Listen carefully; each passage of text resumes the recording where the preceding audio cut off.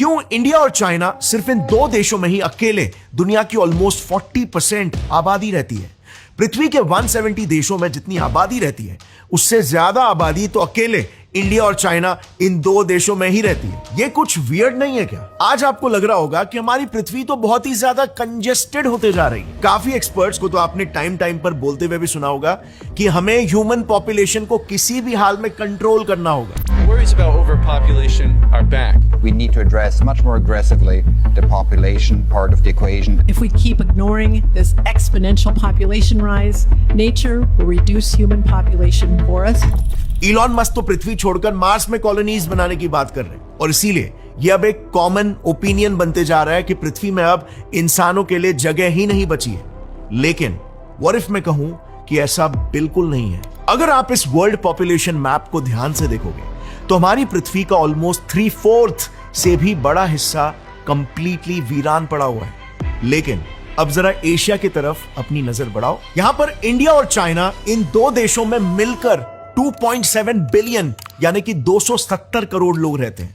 मतलब पूरे वर्ल्ड की 36% पॉपुलेशन सिर्फ इन्हीं दो देशों में ही मौजूद है और ये दोनों देश भी सिर्फ एक ही कॉन्टिनेंट एशिया में ही मौजूद है। How is this possible? I mean पूरी दुनिया में 195 कंट्रीज है, 7 कॉन्टिनेंट्स है, लेकिन सिर्फ यही एक कॉन्टिनेंट के यही दो देश स्पेशल आखिर क्यों है? क्या इंडिया और चाइना की यूनिक ज्योग्राफिकल लोकेशन इसकी वजह है? मतलब माउंटेनियस रीजन्स और हाई रेनफॉल की वजह से, क्योंकि यहां पर रिच फर्टाइल सॉइल मौजूद है, इसीलिए यहां पर पॉपुलेशन ग्रो कर पाई क्या? लेकिन फिर यही एग्रीकल्चरल लैंड तो आपको पूरी दुनिया के और भी देशों में मिल जाएगा, स्पेशली यूरोप, नॉर्थ अमेरिका और ट्रॉपिकल कंट्रीज। तो फिर क्या इसके पीछे की वजह यह हो सकती है कि इंडिया और चाइना में ही दुनिया की पुरानी सभ्यताएं पाई गई है, जैसे इंडस वैली सिविलाइजेशन और द चाइनीज सिविलाइजेशन। लेकिन फिर उसी दौरान पूरे वर्ल्ड में और भी तो सिविलाइजेशन स्टार्ट हो चुकी थी, जैसे Mesopotamia, ancient Egypt, Aztecs, Incas, Greek civilisation वगैरह। और ये सारे सिविलाइजेशंस बाद में विलुप्त भी तो हो गए। So let me ask you again कि सिर्फ इंडिया और चाइना में ही ऐसी क्या स्पेशल बात थी कि सिर्फ इन्हीं दो देशों में पॉपुलेशन एक्सप्लोजन हो गया, बाकी देशों में ये नहीं हुआ? वेल, इसका जवाब ढूंढने के लिए ना चलिए चलते हैं पृथ्वी के इतिहास में, जहां ही मिलेंगे हमें इससे जुड़े सभी राज दफन। शुरुआत करते हैं उस दौर से जब मॉडर्न होमोसेपियंस यानी कि हम इंसान एक नए नवेले प्रजाति के रूप में पहली बार पृथ्वी पर अपने कदम रखे थे। आज माना यह जाता है कि ह्यूमन एवोल्यूशन की शुरुआत अफ्रीका से हुई थी, लेकिन इसके 2,95,000 ईयर्स बाद जहां बाकी की दुनिया में इंसान इतने पिछड़े थे कि वो गुफाओं में रहा करते थे, लेकिन उसी दौरान इंडियन सबकॉन्टिनेंट में डबल स्टोरीड बिल्डिंग्स बन चुके थे। मैं बात कर रहा हूं इंडस वैली सिविलाइजेशन की। ये उस समय पूरी दुनिया का लार्जेस्ट और ओल्डेस्ट सिविलाइजेशन तो था ही, लेकिन उससे ज्यादा इंपॉर्टेंट यह है कि यह दुनिया का one of the most advance civilization भी था। आज आईवीसी के काफी सारे आर्कियोलॉजिकल एविडेंसेस अवेलेबल है, जिसमें आप क्लियरली देख सकते हो इनके सिटीज एक्सट्रीमली वेल प्लान्ड थे। इन्होंने एक अंडरग्राउंड सीवेज सिस्टम तक बना लिया था, ड्राइंग रूम्स यहां पर थे, cremation grounds, the great bath, यहां तक कि world's earliest known shipping ports Lothal, Dholavira और सुटका गेंडोर तक इन्होंने कंस्ट्रक्ट कर लिया था। अब मैं आपको इंडस वैली सिविलाइजेशन के बारे में इसीलिए बता रहा हूं क्योंकि इसे पूरी दुनिया का द मोस्ट पॉपुलस सिविलाइजेशन माना जाता है। आईवीसी के दौरान इंडिया की पॉपुलेशन 100 से 140 मिलियन थी, जो कि पूरी दुनिया का 1/5 पॉपुलेशन हुआ करती थी।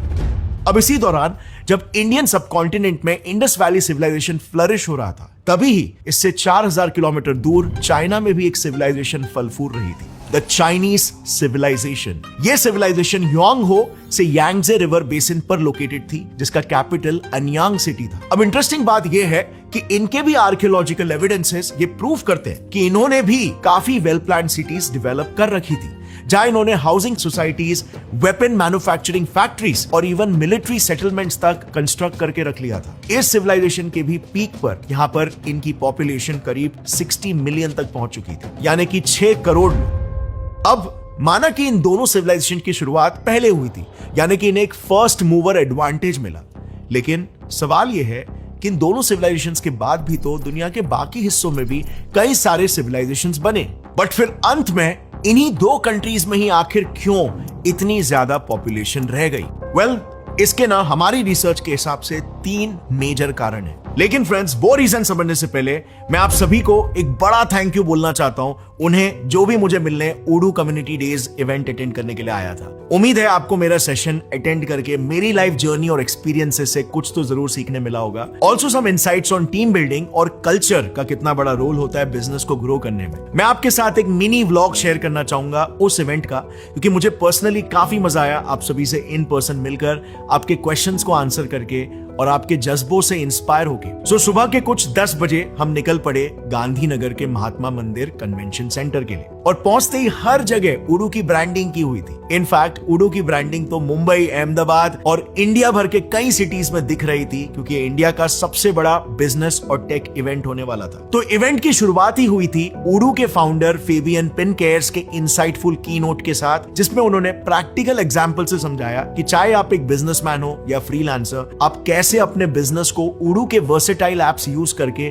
सिंप्लीफाई और ग्रो कर सकते हो। अब एक बिजनेस बिल्ड करने और उसे प्रॉपरली मैनेज करने के लिए आपको एक स्ट्रॉन्ग बिजनेस मैनेजमेंट सॉफ्टवेयर लगता ही है, और उडू के पास एक पूरा स्वीट है ऐसे एप्लीकेशंस का। I am just exploring, I am just giving my self the exposure कि क्या मैं यहाँ पे फिट हो सकता हूँ, क्या मैं ये कर सकता हूँ। और फिर उडू के इवेंट में ये था मेरा सेशन, जो कि हजारों व्यूअर्स ने अटेंड किया। और हर कोई अपनी लाइफ में इतना फॉर्चुनेट नहीं होता कि उसको पहले से ही मालूम होता है कि मुझे लाइफ में क्या करना है। जो साइंस डोमेन में कोई बड़ा क्रिएटर नहीं है, अच्छे वीडियोस बना रहा है इंडिया में, so I knew there is a vacuum.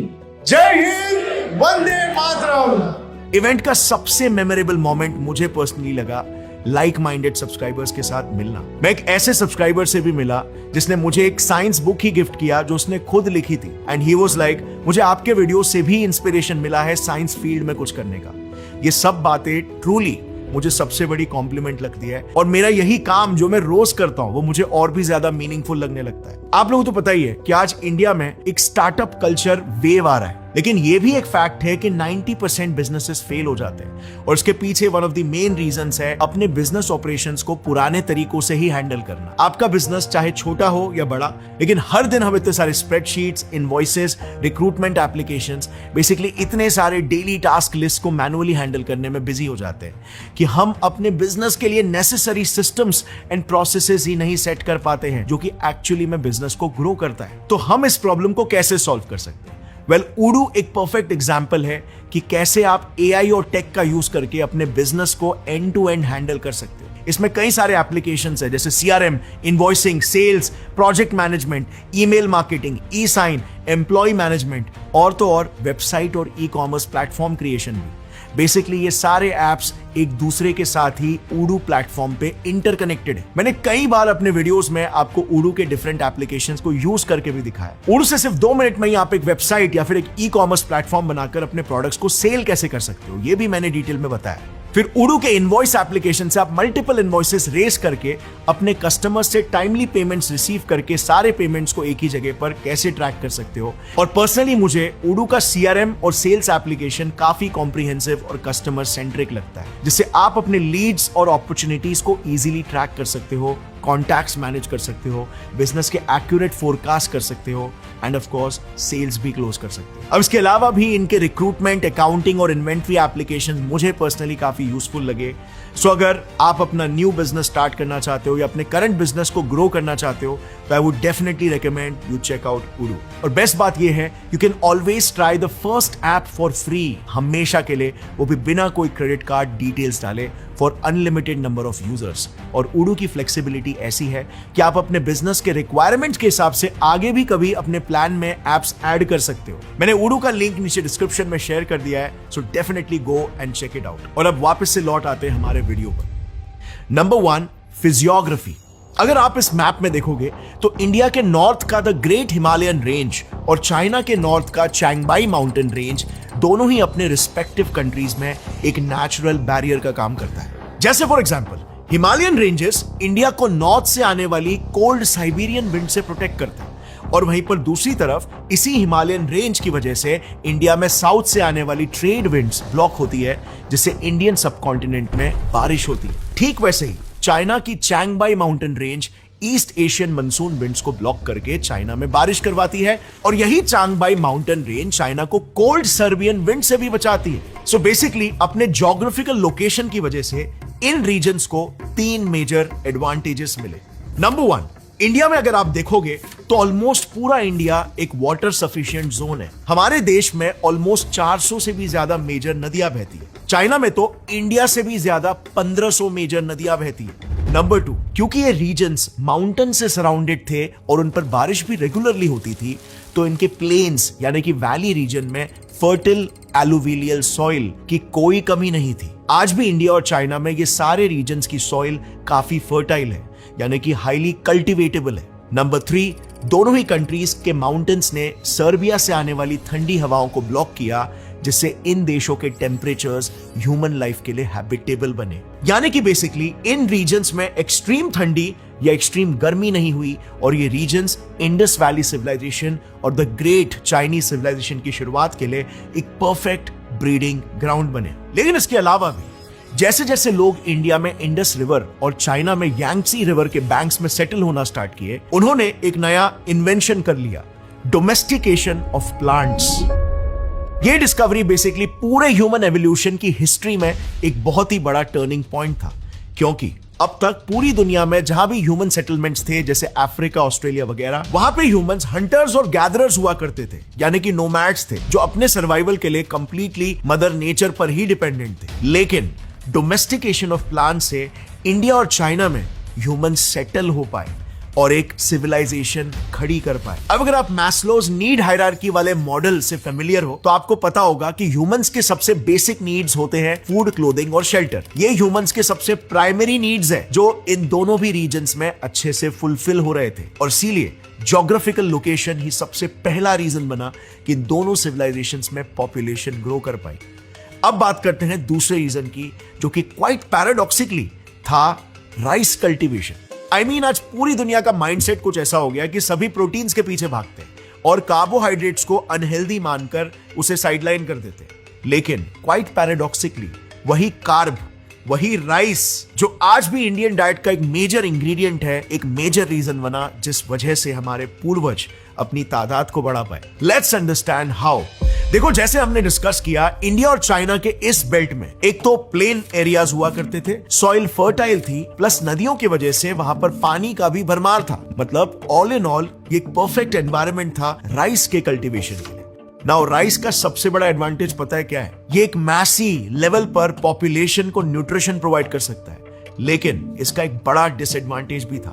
इसकी खेती एक बड़ी ही लेबर इंटेंसिव एक्टिविटी है, इसमें काफी सारे लोग लग जाते हैं और काफी ज्यादा मेहनत भी लगती है। पर इसका यही डिसएडवांटेज इंडिया और चाइना की पॉपुलेशन के लिए एक मेजर ट्रिगर पॉइंट बना, क्योंकि अब इस रीजन के लोगों ने ज्यादा बच्चे पैदा करने शुरू कर दिए ताकि खेत में मदद करने के लिए ज्यादा से ज्यादा हेल्पिंग हैंड्स आ सके। अब इससे बेसिकली राइस अपने आप में ही एक मेजर रीजन तो बना ही बिहाइंड पॉपुलेशन एक्सप्लोजन, लेकिन इसका एक डोमिनो इफेक्ट भी क्रिएट हुआ इससे, क्योंकि अब इंडिया और चाइनीज रीजन के लोगों को खाने की कोई कमी नहीं थी, यानी कि इनका अब रोज कुआं खोदो और रोज पानी पियो वाला हिसाब नहीं था, इसीलिए they could start focusing on other things as well. So इसी दौरान इन रीजन्स में शुरुआत हो गई कई आर्टिस्टिक इन्वेंशंस की।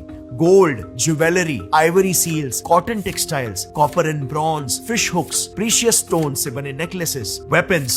बेसिकली इन रीजन्स के लोगों ने ऐसे कई सारे इन्वेंशंस को बनाना और उससे ट्रेड करना स्टार्ट कर दिया। और मैंने आपको इस वीडियो में पहले भी बताया था कि चाइनीज सिविलाइजेशंस में वेपन मैन्युफैक्चरिंग फैक्ट्रीज के भी रिकॉर्ड मिले। इंडस वैली सिविलाइजेशन में भी काफी सारे फैक्ट्रीज मिले थे जो कई सारे प्रोडक्ट्स का मास प्रोडक्शन करते थे। वहां पर तो 3 पोर्ट्स भी मिले थे जहां से इंडस वैली सिविलाइजेशन पूरी दुनिया से ट्रेड करती थी। इनफैक्ट सिल्क रूट की शुरुआत भी तो इसी दौर में हुई थी, जो चाइना से इंडिया होकर और फिर वेस्ट की ओर यूरोप तक जाता था। अकेले इस रूट से ही ट्रेड करके इंडिया और चाइना की इकोनॉमी वर्ल्ड के जीडीपी का 50% कंट्रीब्यूट करती थी। सो बेसिकली इससे हुआ ये कि हमारे पास सोना काफी जमा हो चुका था, क्योंकि हम काफी समय से स्पाइसेस, टी, आइवरी, कॉटन, वुल, प्रीशियस मेटल्स जैसी चीजें दुनिया भर में बेचकर उनके बदले में गोल्ड ट्रेड किया करते थे। और इसीलिए आज हम कहते हैं ना, भारत एक टाइम पर सोने की चिड़िया हुआ करती थी। ये इसी दौर की बात है। लेकिन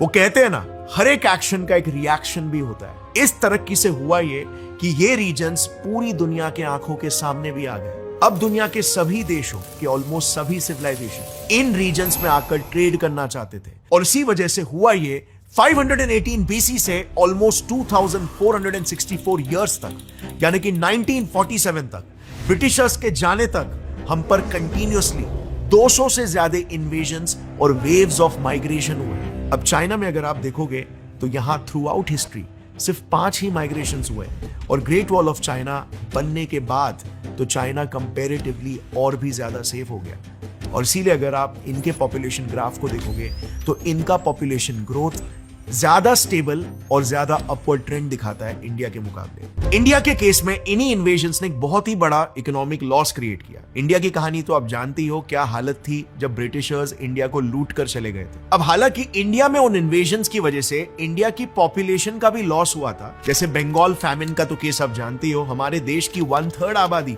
पूरी तरीके से वाइप आउट हो गई थी। लेकिन अगर आप एक मैक्रो व्यू से देखोगे ना तो उसी ही वक्त में ऐसे ही प्रॉब्लम्स पूरे दुनिया में हो रहे थे। इनफैक्ट 14th सेंचुरी से जहां से ये सिलसिला स्टार्ट हुआ, मैं तो जब हमारे यहाँ पर इन्वेजन्स हो रहे थे तब यूरोप में ब्लैक डेथ नाम की एक महामारी फैल गई थी जिसने यूरोप की 50 से 80 मिलियन की पॉपुलेशन को एक झटके में खत्म कर दिया। और यूरोप में जहां पर एक तरफ ये चल रहा था, वहीं पर मिडिल ईस्ट जहां पर वैसे ही पॉपुलेशन बहुत कम थी, वहां पर भी गेंगिस खान ने इन्वेड करके वहां पर 10 मिलियन लोगों को खत्म कर दिया था। ईरान में जो पर्शियन सिविलाइजेशन थी उसकी तो पूरी 90% पॉपुलेशन ही इन्होंने साफ कर दिया था। मैं बात कर रहा हूं 12th-13th सेंचुरी की। बट इंडिया तक गेंगिस खान कभी पहुंच ही नहीं पाया था, जिस वजह से इंडिया में मंगोल इन्वेजन का कोई ज्यादा इफेक्ट नहीं हुआ। अब इसके अलावा वेस्टर्न और मिडिल ईस्टर्न कंट्रीज की पॉपुलेशन मंगोल इन्वेजन से रिकवर हो ही रही थी कि इन पर फिर से अलेक्जेंडर ने इन्वेड कर लिया, जिससे पूरे यूरोप में वॉर छिड़ गए और करीब 3 से 4 लाख लोग मारे गए। Again Alexander, one of the greatest invader, ये इंडिया के बॉर्डर तक पहुंचकर वापस लौट गया। सो इसके वजह से भी इंडिया को कोई भारी नुकसान नहीं भुगतना पड़ा। इवन वर्ल्ड वॉर्स के भी केस में, जो कि सबसे मैसिव डिस्ट्रक्शन के लिए जिम्मेदार थे। अब हाँ, कई इंडियंस की जान वर्ल्ड वॉर्स में भी जरूर गई थी, लेकिन क्योंकि यूरोप तो लिटरली इस वॉर का गढ़ था, मेजर डैमेज वेस्टर्न कंट्रीज को ही हुआ। इंडिया के जहां पर सिर्फ सोल्जर्स मारे गए थे, यूरोप में तो सिविलियंस भी भारी मात्रा में मारे गए थे।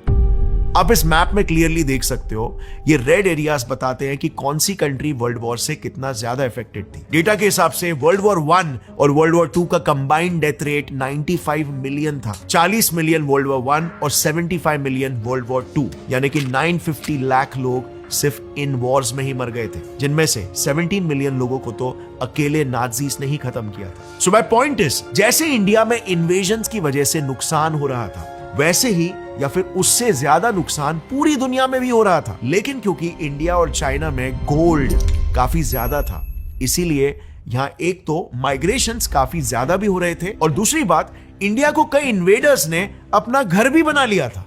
और तीसरी बात, इन इन्वेडर्स की वजह से इंडिया को बहुत ही भारी नुकसान in terms of human life नहीं भुगतना पड़ा as compared to other countries. Interesting बात यह है कि काफी सारे इन्वेडर्स बड़ी संख्या में इंडिया में सोना लेने के लिए आए, लेकिन फिर वो यहीं पर सेटल भी हो गए, जिससे इंडिया की पॉपुलेशन एक तरह से मेंटेन ही रही।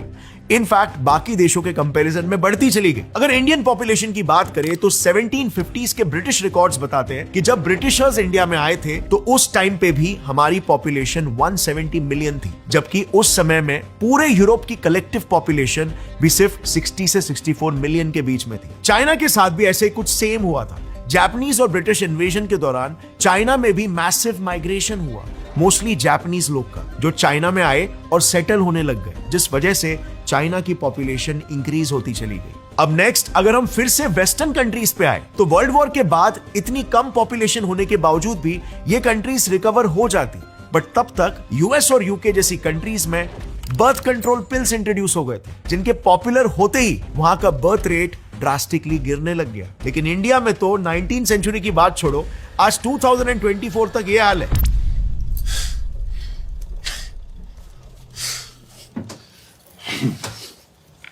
Chocolate flavour. और तभी भी इंडिया और चाइना में तो अलग ही लेवल का ट्रेंड चल रहा था। चाइनीज डिक्टेटर माओ जेडोंग ने चाइना में बच्चे पैदा करने को एक नेशनल ड्यूटी बता दी थी। वो चाहते थे कि चाइनीज माएं ज्यादा से ज्यादा बच्चे पैदा करें, और इसके लिए वो ऐसा करने वाली माओ को हीरोइक मदर अवार्ड और मॉनेटरी इंसेंटिव तक दिया करते थे। प्लस इंडिया में तो स्पेसिफिकली आप ये बात जानते ही हो कैसा माइंडसेट है।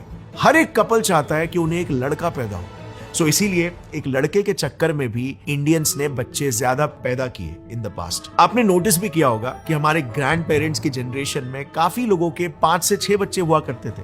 वो समय ये कॉमन था। ये इसीलिए किया जाता था सिर्फ ताकि उन्हें एक लड़का बच्चा मिले। इसके अलावा भी और भी काफी सारे रीजंस हैं, जैसे इंडिया में ग्रीन रेवोल्यूशन और व्हाइट रेवोल्यूशन की वजह से भी इंडियन पॉपुलेशन काफी ग्रो हुई, क्योंकि कोई भी देश जिसमें एक एग्रीकल्चरल इकोनॉमी है उसमें अक्सर आप देखोगे कपल ज्यादा बच्चे पैदा करते हैं ताकि ज्यादा हेल्पिंग हैंड्स हो सके। सो इंडिया में ऑलरेडी पॉपुलेशन ज्यादा थी और ग्रीन रेवोल्यूशन और व्हाइट रेवोल्यूशन की वजह से लोगों ने और ज्यादा बच्चे पैदा करना शुरू कर दिए। लेकिन इसी दौरान वेस्टर्न कंट्रीज में इंडस्ट्रियलाइजेशन स्टार्ट हो चुका था और इसीलिए ज्यादा बच्चे पैदा करना मतलब ज्यादा खर्चा, और इसीलिए वहां की पॉपुलेशन उस रफ्तार से ग्रो नहीं की, उल्टा स्लो होने लग गई। And then cut down to today, आज के तारीख में तो हमने चाइना को भी ओवरटेक कर लिया और आज हम बन चुके हैं वर्ल्ड्स मोस्ट पॉपुलस कंट्री। अब आई नो हमें हमेशा बताया गया है कि हमारी पॉपुलेशन ही हमारी सबसे बड़ी कमजोरी है, जिस वजह से इंडिया तरक्की नहीं कर पा रहा है। करप्शन है, गरीबी है, पुअर इंफ्रास्ट्रक्चर है, बेरोजगारी है। ये सब कुछ इसीलिए जस्ट बिकॉज हमारी 140 करोड़ की आबादी है। अब आई एग्री, ये काफी हद तक सही भी है। हमारी पॉपुलेशन आज की तारीख में हमारी सबसे बड़ी कमजोरी बन गई है, लेकिन मेरे हिसाब से हम अपनी इस सबसे बड़ी कमजोरी को अपनी सबसे बड़ी ताकत में आसानी से तब्दील कर सकते हैं। ये सिर्फ नजरिए का खेल है। अगर हमारी आबादी 140 करोड़ है तो हमारे पास 140 करोड़ दिमाग भी तो है, जिसमें से भी 66% तो युवा है, यानी कि यंग माइंड्स। आज कितने देश, साउथ कोरिया, जापान, ऑलमोस्ट सारे यूरोपियन कंट्रीज, इटली स्पेशली, इनका यही तो रोना है, इनके पास देश को आगे बढ़ाने के लिए यूथ पॉपुलेशन ही नहीं है। मेरे हिसाब से किसी भी चीज में सक्सेस पाने के लिए, चाहे वो पर्सनल लेवल पे हो या फिर नेशनल लेवल पर, एक ही चीज है जो सबसे ज्यादा इंपॉर्टेंट है। हमें अपनी वो यूनिक एबिलिटीज को आइडेंटिफाई करना होगा जो हमें बाकी देशों से अलग बनाती है, और हमें उन्हीं पर, अपने स्ट्रेंथ्स पे डबल डाउन करना होगा। आप अपने आसपास देख लो, कितने ही देशों ने अपने वीकनेसेस को अपने स्ट्रेंथ्स में कन्वर्ट कर लिया। पूरा मिडिल ईस्ट देख लो, वहां का हार्श एनवायरनमेंट उनकी सबसे बड़ी कमजोरी थी, लेकिन उन्होंने तेल के बल पर, जिस तेल को उन्होंने आइडेंटिफाई किया कि वो उनका सबसे बड़ा स्ट्रेंथ बन सकता है, उसके बल पर देश को आगे बढ़ाया। दुबई के पास तो तेल भी नहीं था, 1958 में जाके कहीं पे डिस्कवर हुआ, लेकिन उससे पहले उन्होंने ये आइडेंटिफाई किया कि वो टूरिज्म को अपना स्ट्रेंथ बना सकते हैं, उन पर फोकस करना स्टार्ट कर दिया। नेदरलैंड्स देश का एग्जांपल ले लो, जो कि इतना छोटा देश है जिसकी पॉपुलेशन 1.77 करोड़ है, यानी उसकी पॉपुलेशन हमारे मुंबई सिटी से भी छोटी है, लेकिन उन्होंने अपनी टेक्नोलॉजी पर फोकस करना स्टार्ट कर दिया, स्पेशली सेमीकंडक्टर्स टेक्नोलॉजी। और नेदरलैंड्स दुनिया की इकलौती ऐसी कंट्री है जो सेमीकंडक्टर चिप बनाने वाली मशीनरीज मैन्युफैक्चर करती है, और इसीलिए नेदरलैंड्स की इसमें मोनोपोली है, और इसीलिए आज पूरी दुनिया सिर्फ इस एक देश पर ही कंप्लीटली डिपेंडेंट है, जिसे वो इजीली लेवरेज कर सकते हैं अपने जियोपॉलिटिकल नेगोशिएशंस में। ये नेदरलैंड्स की एक्चुअली में काफी इंटरेस्टिंग स्ट्रैटेजी थी, क्योंकि उनके पास काफी लिमिटेड रिसोर्सेस थे अपने देश को आगे लेके जाने के लिए, लेकिन उसके बावजूद उन्होंने हार नहीं मानी, अपने स्ट्रेंथ्स को आइडेंटिफाई किया, अपने वीकनेसेस को साइडलाइन किया, उन्हें इग्नोर किया, और स्ट्रेंथ्स पे डबल डाउन करके आज ऐसी पोजीशन हासिल कर ली है। मैंने इस पे बाय द वे ऑलरेडी एक काफी डिटेल वीडियो बना के रखा है, कोडिंग देयर स्ट्रैटेजी, जिसे आप यहां पर आई बटन दबाकर देख सकते हो। हमें यह बात इन देशों से सीखनी चाहिए।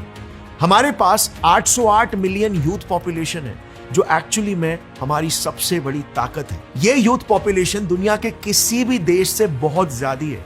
सो इट्स हाई टाइम हम इसे रियलाइज करें और इसे अपने एडवांटेज में यूज करें। आफ्टर ऑल, जैसे मैंने कहा, यह सिर्फ एक देखने का नजरिया है कि हम हमारे देश के इस पॉपुलेशन को हमारी स्ट्रेंथ समझे या हमारी वीकनेस। और भारत, जैसे आपने देखा, एक समय में सोने की चिड़िया कहलाई जाती थी। इतना रिच इसका हिस्ट्री है, सिर्फ इस हिस्ट्री के वजह से ही कि यहां पर विकास और डेवलपमेंट बाकी देशों से बहुत पहले ही स्टार्ट हो गया था। आज हमारी पॉपुलेशन इतनी है। सो अभी इसी पॉपुलेशन का सबसे बड़ा पर्पस यही होना चाहिए कि हम सब मिलकर भारत के उस सुनहरे पल को वापस से लेकर आए। और यह सिर्फ तभी हो पाएगा जब भारत का हर एक युवा पर्सनल लेवल पर खुद को एम्पावर करे और नेशनल लेवल पर नेशन को एम्पावर करे, जो ही हमारा by the way personal mission भी है हमारे गौरव ठाकुर और get set fly science channel के through. So thanks a lot for watching this video. अगर आपको इस वीडियो से कुछ भी सीखने मिला, एक लाइक जरूर ठोकना। सी यू नेक्स्ट टाइम। जय हिंद।